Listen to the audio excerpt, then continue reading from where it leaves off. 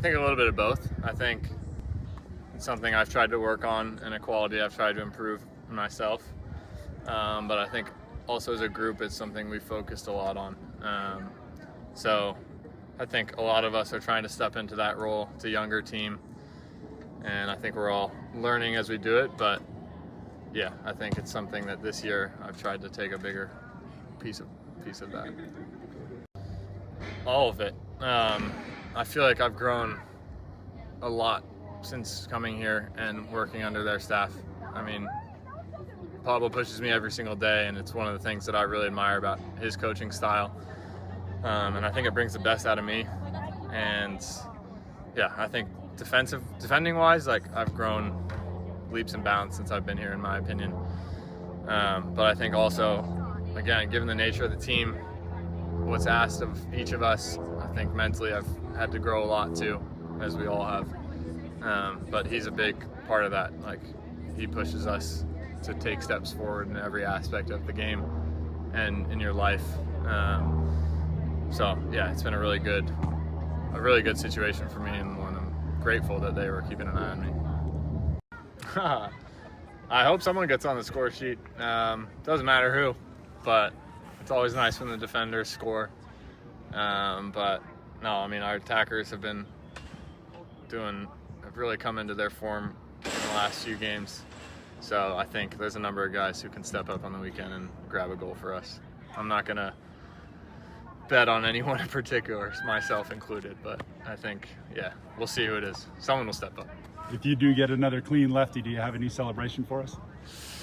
Yeah, no, I can't ever. People always ask me to do a celebration, or what the celebration is going to be, and I think as people see when I score goals, it's been few and far between up to this point in my career. So I think if it does happen, it's going to be whatever my mind goes to in the moment, which probably won't be anything too complex or exciting.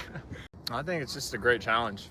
Yeah, I mean, he's playing at the top of his level, or at least at the top of the level thus far. And I think it's just an exciting challenge for us as a group, not just him, to go against that whole team. I think you want to play these teams that are flying and are giving you a really high product on the field. And so I think we're all excited. We know it's going to be an absolute battle, but that's what we enjoy as a team. That's what we look forward to. So the result will be what it is, but I think for us it's just about focusing on what we can do to control the game in as many ways as possible. And then just trying to neutralize some of the threats that they've shown thus far. Yeah, the initial reaction is it's always scary when you see something like that up close, especially with a teammate. So it's one of the moments of the game where you don't love being a part of it, because you have to compartmentalize it and move on, and that feels like a little bit of a disrespectful thing to do, but I know it's what he would do if he was on the field. So I think we all needed a second just to first see him get up, and then but I think it woke something up in us for sure. And I think Sam coming in showed a quality that this group really has, which is that it's just everyone's ready to do their job. Everyone's ready to step up when called upon. And no one's pouting on the side. Everyone's prepared to make an impact in whatever way that can be, whether it's on the field or off of it. So I think for the group, it showed a lot of strength in that moment to rally around Vera and go get a result that he certainly would have been a part of otherwise. Once we got into the game a little bit, I felt like I kind of got in the zone and just started playing simple. I think we were a little slow to build into the game, myself included. And so I think something we talked about all week from the coaches was just doing your job, focusing on your responsibilities. And if we all do that, it puts together a really strong team performance. So I think once I settled in and kind of just saw the game a little slower, then I just focused on my responsibilities and tried to play what was in front of me. And then, I don't know, I guess the stats back it up, but that's not as an important part of the game. No, I think that's something that the coaching staff has really tried to instill in the group, is trying to manage moments a little bit better and recognizing when is a moment to stop the play, slow it down if you can, but at some points completely stop it. So they've really worked hard with us on that, and we've tried to work on that as a group. And so in that moment, it just felt like if he got ahead of steam, then it would create more problems than me maybe picking up a yellow in the moment. So I think, yeah, it was a split-second decision, but I think looking back, it was probably a good decision.